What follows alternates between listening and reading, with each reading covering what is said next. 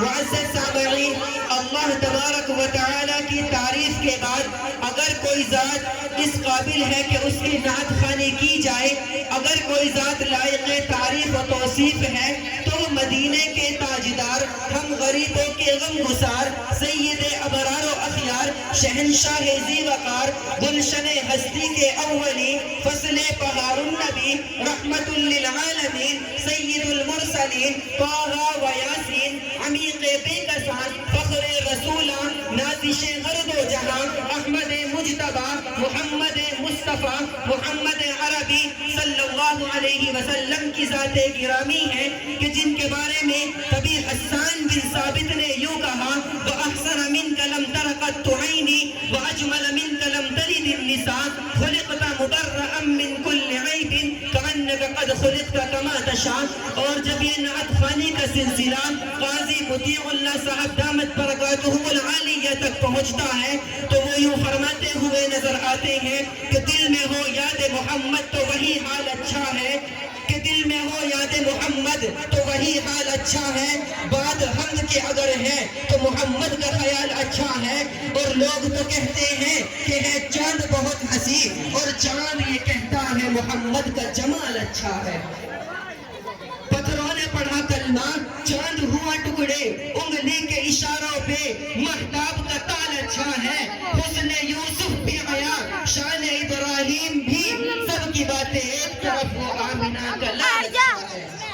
اور جب یہ نعت خوانی کا سلسلہ حجت الاسلام مولانا قاسم نانوتوی نور اللہ مرقدہ تک پہنچا تو وہ یوں کہتے ہوئے نظر آئے کہ سب سے پہلے مشیت کے انوار سے، کہ سب سے پہلے مشیت کے انوار سے نقش روئے محمد بنایا گیا، پھر اسی نقش سے مانگ کر روشنی بس میں کونوں مکان کو سجایا گیا۔ وہ محمد بھی، احمد بھی، محمود بھی، ذات مطلق کا شاہد بھی، مشہود بھی، علم و حکمت میں وہ غیر محدود بھی، ظاہراً امیوں میں اٹھایا گیا۔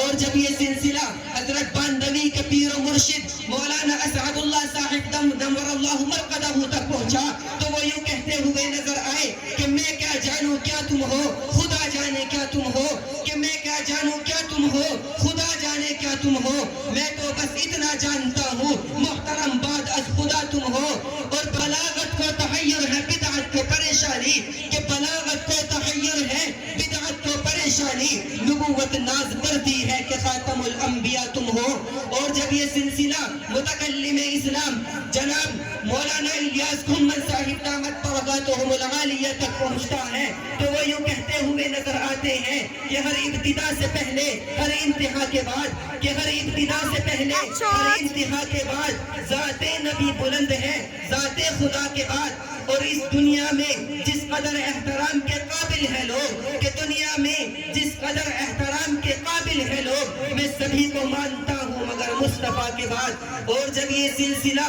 ہندوستان کے معروف و مشہور شاعر ڈاکٹر منور رانا تک پہنچتا ہے تو وہ یوں کہتے ہوئے نظر آتے ہیں کہ میری مٹھی میں ہے کچھ خاک ان کے آستانے کی، کہ میری مٹھی میں ہے کچھ خاک ان کے آستانے کی، زمانہ اب کرے ہمت میری قیمت لگانے کی، اور جب میں مر جاؤں تو خاک مدینہ میرے منہ پہ مل دینا، اور جب میں مر جاؤں تو خاک مدینہ میرے منہ پہ مل دینا، بس یہی آخری صورت ہے خدا کو منہ دکھانے کی۔ معزز سامعین، آئیے بغیر کسی تاخیر کے اس ذات پاکیزہ تذکرہ کرتے ہیں کہ جس کے ذکر کو اللہ تبارک و تعالیٰ نے اتنا بلند کیا، اتنا بلند کیا کہ زمین سے لے کر آسمان تک، پہاڑوں سے لے کر دریاؤں تک، زمین کے ذروں سے لے کر آفتاب کی کرنوں تک،